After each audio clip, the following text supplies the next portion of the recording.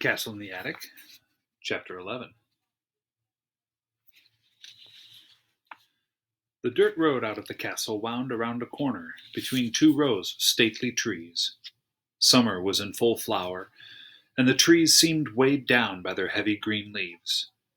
The dust of the road was damp with the morning dew.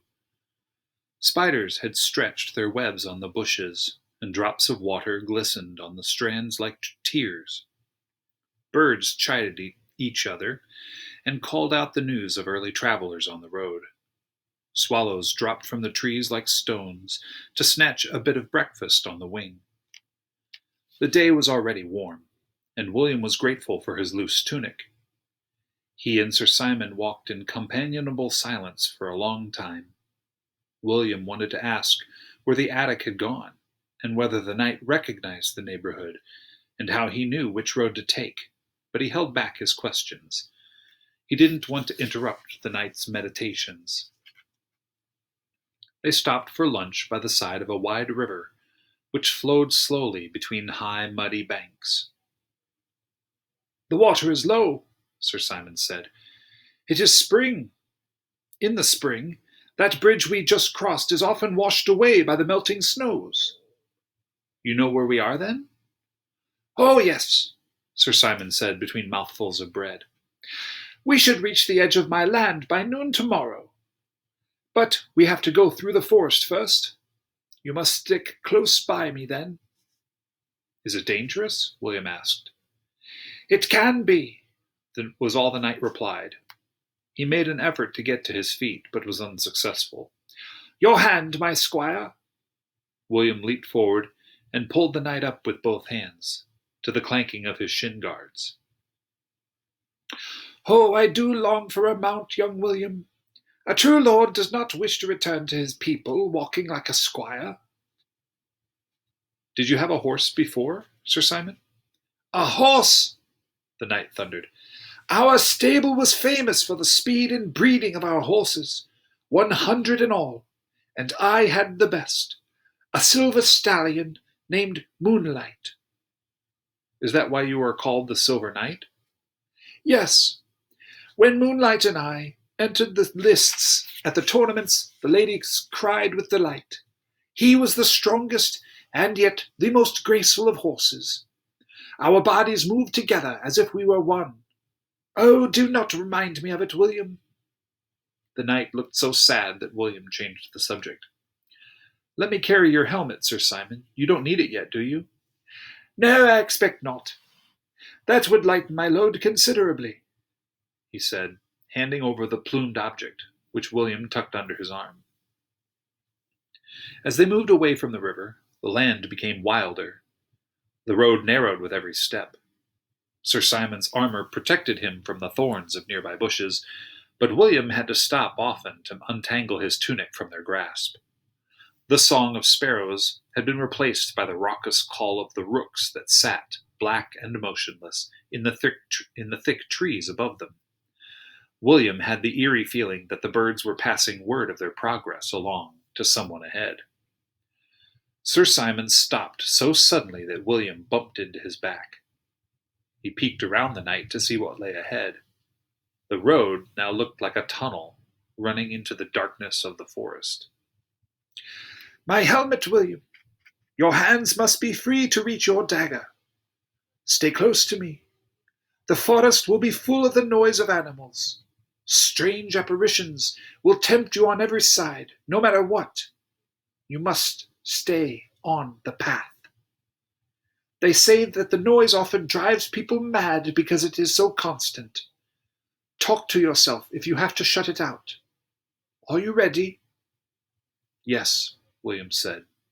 He was pleased that his voice sounded stronger than he felt. They set off again, more slowly this time. The trees grew close together above their heads. Even though the sun was still high in the western half of the sky, it seemed as if night had already fallen. Once William looked behind him, but the road had turned a corner, and he couldn't see where they had entered the forest. Small animals rustled and stirred in the undergrowth, and more than once William felt a small, warm, furry body rushed by his legs. The view ahead was blocked by the clanking silver form of his companion. William wondered how Sir Simon could possibly see which way the path went in the darkness. It seemed to twist and turn about until William had lost all sense of direction. He tried to duck away from the branches that slapped back in Sir Simon's wake, but often they caught him full in the face, raking his cheeks with their claws and poking him in the eyes. The cry of the rooks mingled with strange growls and snarls on all sides, so that the noises around them became as thick as the forest itself. Just when William thought he couldn't stand it any longer, he saw a spot of light. "Sir Simon!" he cried. "Look! It must be the way out!" The knight stopped. "Close your eyes, William," he said, his voice echoing from inside the helmet. "It is only a trick to tempt you off the path." William obeyed, and when he looked the next time, the spot was gone, and darkness had closed down around them again. They stumbled on for what seemed like hours. William's feet hurt, and the scratches on his face and his arms had begun to sting. Meanwhile, the noises grew more intense with every step. William kept his hands over his ears whenever he could. Neither of them had eaten or drunk anything since their stop by the river, and he longed for a drink of water. The more he tried to forget about his thirst, the more desperate he became. Suddenly, above the animal noises, he could distinguish the gurgling of a stream off to his left. He peered in the direction of the noise, and in the murky darkness he saw the glint of silver water as it fell over stones. Surely this isn't an apparition, he thought. The stream turned and ran close by their feet. "I'll stop to take a drink," he told himself. "I need the feel of water on my tongue for a moment." He stooped down, and in an instant he felt Sir Simon's hands roughly pulling him back. "I just wanted a little drink," he cried. "Shut your eyes, William," the knight whispered. William could feel the cold steel of Sir Simon's helmet next to his cheek. "Do as I say," he ordered again. William obeyed. They stayed that way until William had gathered enough strength to resist the gurgling stream. When he struggled to his feet, it was gone. "I'm sorry, Sir Simon," he said. The knight patted him clumsily on the shoulder, and they started down the path once more. William had to concentrate very hard on lifting one foot, putting it down again, lifting the other. Every now and then he reached up and touched the knight's back for reassurance. He was shaken out of his dreamlike walk by a joyful cry from inside the knight's helmet. Only one word: "Moonlight!" Before William could stop him, the knight had plunged into the forest after a silver horse that William couldn't see. It was only the knight's warning about the path that kept William from rushing after him. "Sir Simon!" William cried. "Don't leave me!" He called over and over again into the darkness, in case his voice might lead the knight back to the path. At last, when his voice grew hoarse and he was too tired to stand, he sank to the ground and cried until he fell asleep. When William woke, he sat up slowly, stiff from his cramped position between the two thick roots of a tree. It was impossible to tell the time of day because of the darkness of the forest. The noises, which seemed quieter at first, began to grow in intensity again, as if the animals had been gathering their strength while he slept. He slid open the strings of his leather pouch and pulled out an apple and another hunk of bread. As he sat there biting into the sweet, crisp fruit, he thought about Sir Simon. Maybe the knight had stumbled back to the path a little further on, and they'd meet when William found his way out of the forest. The thought cheered him, and he pulled himself to his feet. After hopping up and down a bit to get the blood moving through his legs, he set off, watching carefully for the dim outlines of the path. The juice of the apple had helped quench his thirst, but it was hard going without Sir Simon's silver shape to guide him. He stopped once or twice to make sure he was still on the path. What if he stumbled off? There would be nobody to pull him back, nobody to come looking for him. He would wander around in this forest forever until he died of starvation or went completely crazy from the noise. The noise. The cacklings mingled with roars, grunts, groans, moans, the scream of a hyena, the far-off whistle of a bird. All around him he heard the beatings of animals in the underbrush, and he imagined their claws reaching out to scrape his unprotected legs, their sharp fangs. "Be quiet!" he screamed, but there was no relief. He sat down again to rest. He wanted to give up, to stay there forever with his hands pressed over his ears, anything to lessen the noise. Suddenly he remembered the recorder.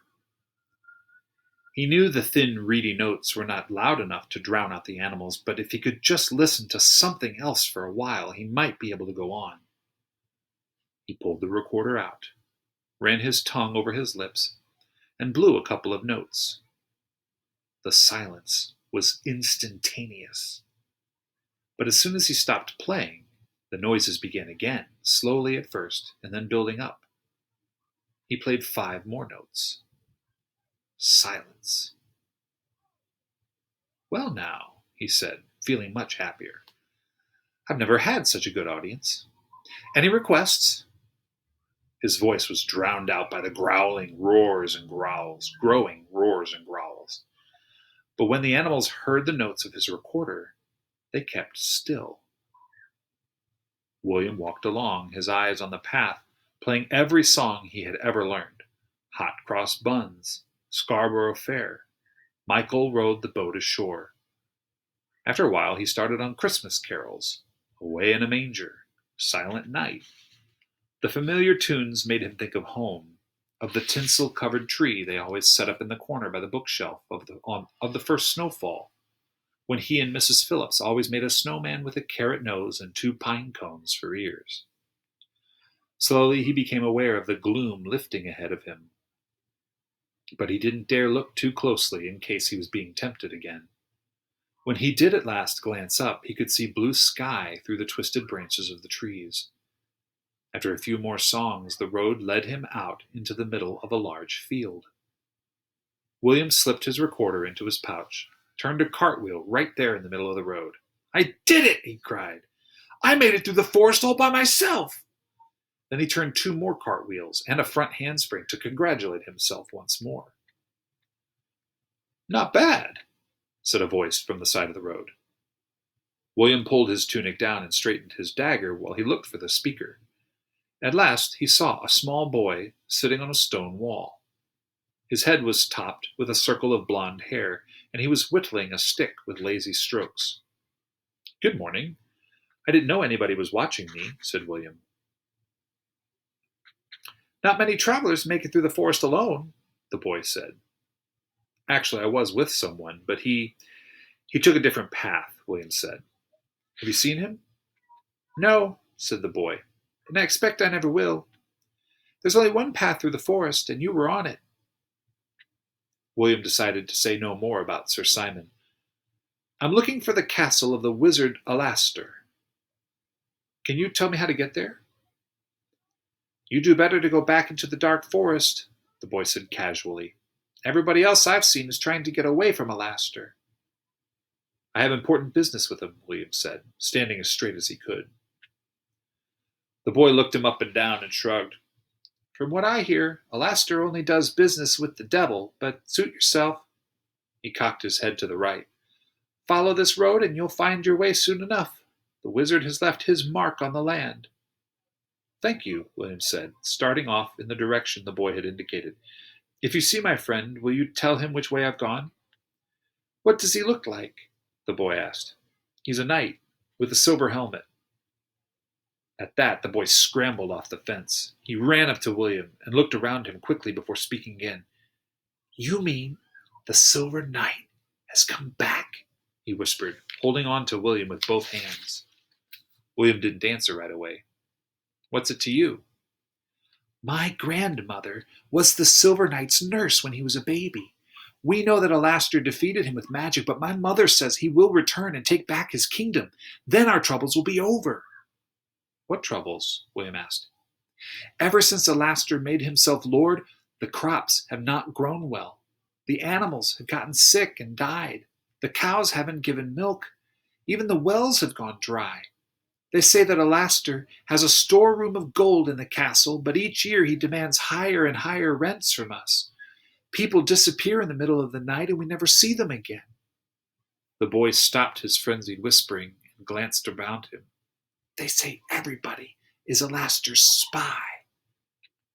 William could see the fear dancing in the little boy's eyes, and a shiver ran down his back. "Can I trust you?" "I told you the story of Alastor, didn't I?" the boy said.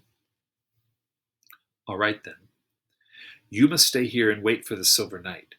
Tell him I have gone ahead and shall meet him at the castle. Tell him he must disguise himself so that Alastor doesn't know he's coming." William pulled the boy's hands. "You mustn't tell anyone that he's near. Do you hear me? No one. If Alastor is warned—" But William didn't need to say any more. The boy's expression had changed again. "It's no use," he said. "If he went off the path, he'll never find his way through the forest. Nobody ever has before. And you won't be able to defeat Alastor on your own." "I came through the forest on my own," William said. The boy didn't seem to be listening. "I have to get on my way. Remember what I told you," he called from the top of the next rise. But the boy had already climbed back to his post on the stone wall. He didn't even raise his hand to wave goodbye.